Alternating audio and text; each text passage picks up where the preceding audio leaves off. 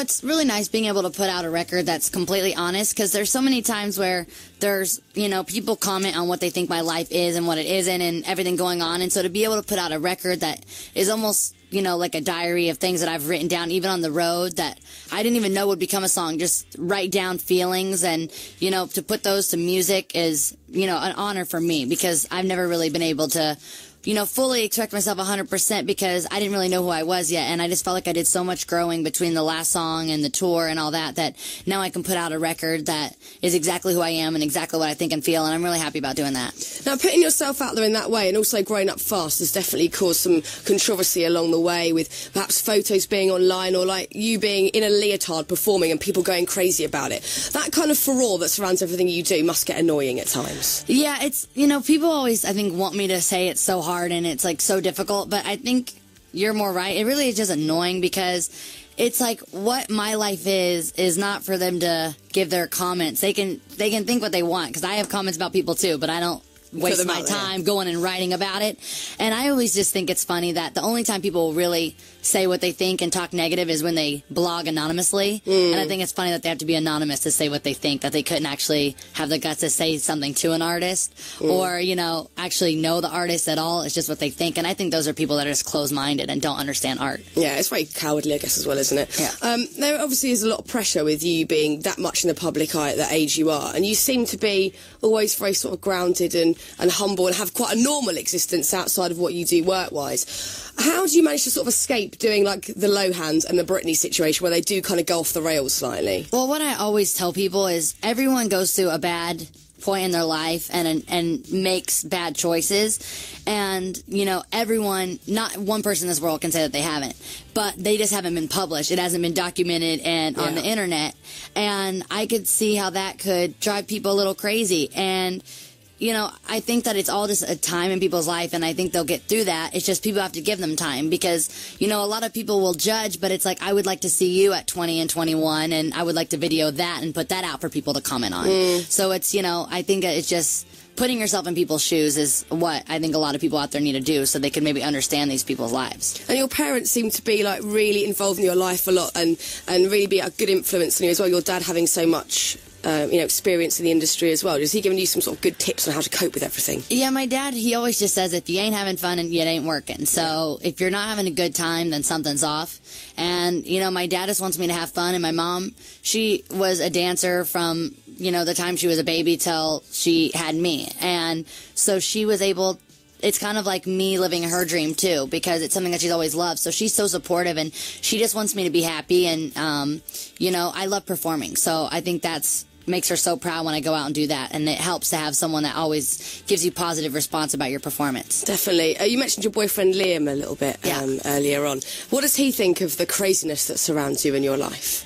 I think it's really interesting for him, because he went from, he had a show that was very successful in Australia and was kind of used to this life, on his own. But I think the media there is kind of light compared to the way it is in the States, and the way that it's, it's not so negative. And to walk into a situation where he just knew me from the last song. He was, he's a 20-year-old guy. He doesn't watch Hannah Montana. He didn't know anything about me. So when he comes in and all of a sudden he's like, oh my God, like this is really your life. I didn't know all this surrounded you. I didn't know you came with all this. So to have someone that still loves you and respects you for what you do, and he's always, I just think, the best thing, even better than when I give comments, he just gives the best comments to everyone when they ask him questions about our relationship, because he's always there and he's always kind of watching out. And so I have a good group of people that are there for me. And, I love having him involved in that, because he just is so positive, and he's so smart and really helps me with everything I go through, and he's just not judgmental either. He sounds like a lovely boy. He really is. Chap. He does. He really does. Okay, now also your brother, of course, is in the biz. We play his song, Metro Station, on Radio 1 quite a lot. When it first came out, it was like everywhere. Are you ever going to do a collaboration with your bro? We did this one song on tour and called Hovering.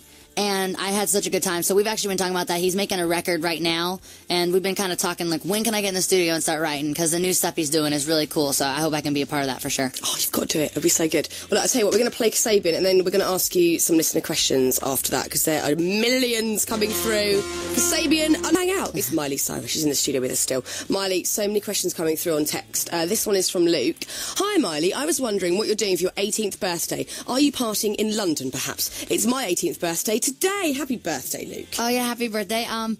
I live in California, so when I do vacations, we usually go to Mexico, and I'll hang out in Cabo or something like that. So I kind of want to go somewhere beachy and just, like, lay around and get to have some time off and just have a couple friends come with me, I think. Because you're 18 in November, right? So if you wanted to hit up a beach in November here, probably not a good idea. Yeah, probably not. But yeah, it'll be it's good because it's a little hot right now. I just got back from Mexico, and it was really, really hot. So I want to go again maybe when it's, like, a little calmer and cool down. Sort of pity your friends around your birthday, because what do they buy you for your birthday? What could you possibly need? I don't really want them. Well, it's kind of bad, but I just don't like when people pick stuff out for me because I just know what I like and what I don't. So I just rather take my friends, like, shopping, and they can get me what I pick out. Nice, that's much you know, getting the receipts and all that is just, you know, it's like, palaver. Can I have a receipt for that? You know, I don't, like, really want to ask.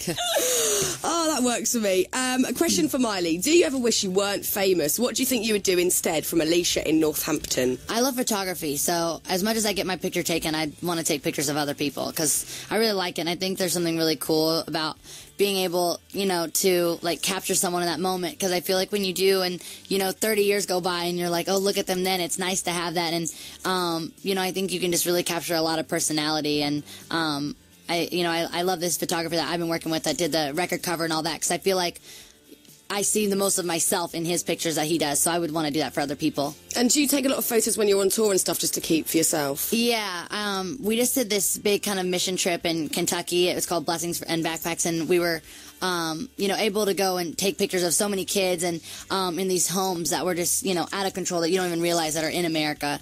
And it was really amazing to have those. Definitely. And do you print them out, or are you a laptop kind of girl? I print them out, or I put them on a hard drive, because I don't want to put them on my computer, because you never know when something's going to crash. You got to back that up. This has happened to me. It's an awful the thing worst to happen. thing. I lost all my iTunes, all my pictures, and I was just like, no, I'm going to hard drive it from now on. It's horrible. I'm printing them out from now on. That's what I'm doing. I want a hard copy of that photo. Emmy, who's age 9, says, hi, Miley. What breed of horse do you have, and how old is he? We have an Appaloosa, and I have Tennessee walking horses. We have a lot of horses. So my sister actually just got a new one yesterday, and his name is Comet. So, yeah. And do you get much chance to ride when you're there, when you're back home? I ride a lot. Well, I ride sometimes in California because my sister does competitions, and then when I go home, I do ride. Oh, that's nice. How else do you like to sort of chill out when you do actually have one day off? What's the perfect dream day for you? I just want to be able to get up and get some coffee in the morning and go sit by the pool and just hang out at my house, because I think it's just, I don't know, I never really get to enjoy where I live. In California, it really is such a beautiful place, and I never feel like I get to actually enjoy my house and, you know, my pool and how beautiful it is. So I'd like to enjoy that a little bit. Lovely. Miley, help. I have a sore throat and I have a singing thing on Friday. It's from Charlotte in Brighton. I know it's the worst because I can never shut up, but if you can just do the whole not talking thing for a while, I think that's the best. And then I use throat coat too, which is, like, amazing for singers. It saves my life so many times. So what do you do if, say, you've got, like, a massive concert, a gig somewhere, and your voice is really suffering? Like, what do you have to just go for it? My mom is really into, like, organic medicine and all that, and I think because my body is so used to it, that's what I do. She'll just give me, like, a ton of vitamin C and echinacea and just kind of, like, pound it, and it's really is amazing. If I would take the vitamins that I take when I get sick, when I need my body, I would probably never get sick, because we try to do that as much as possible, and if I can not talk, I try to do that, but it never works. I go on, like, a silent treatment for, like, an hour, and then I'm back to normal. Same as me, I can't do it. I can't, no. It's torture, quite frankly, isn't it? Well, look, Miley, thank you so much for coming in today. Thank you so much. Will you come back? Yes, for sure. Thank you for having me. And enjoy your next 3 days in London.